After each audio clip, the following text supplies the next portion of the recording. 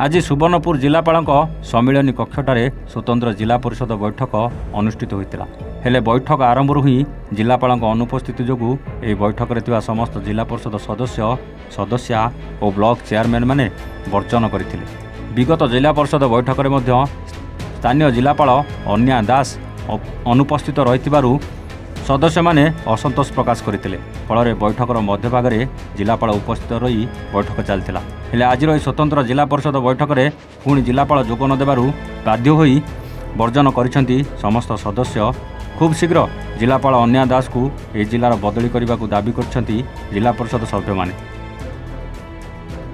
आमे जिला परिषद सभारू कक्ष त्याग करी पड़े आसी विगत सभारे मध्य जिला परिषद सभारे आमर जिलापाल अनुपस्थित रहिले कक्ष त्याग कलापर जिलापाल आइले विगत मीटिंग अनुष्ठित होता।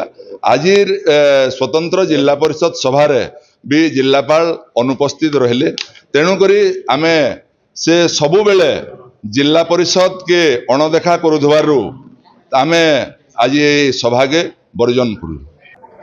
ई जिला के जिलापाल जॉइन कला दिन रु कौनसी प्रकार सरकारी कार्यक्रम रे संपूर्ण भाव में संश्लिष्ट नहीं रहा ऊपर ठाउरिया भाव में गोटे जिलापाल सोनपुर जिले में अवस्थापित होजन। सरकार एप्रति दृष्टि दौन नाहेले ये सोनपुर जिला सोनपुर जिले में रूपांतरित होगा। आज जिला परिषद सभारे गृहित होइए सभापति को कहुई प्रिंसिपल सेक्रेटरी को लिखा जाऊ ये जिलापाल को ये जगार अपसरण करवा।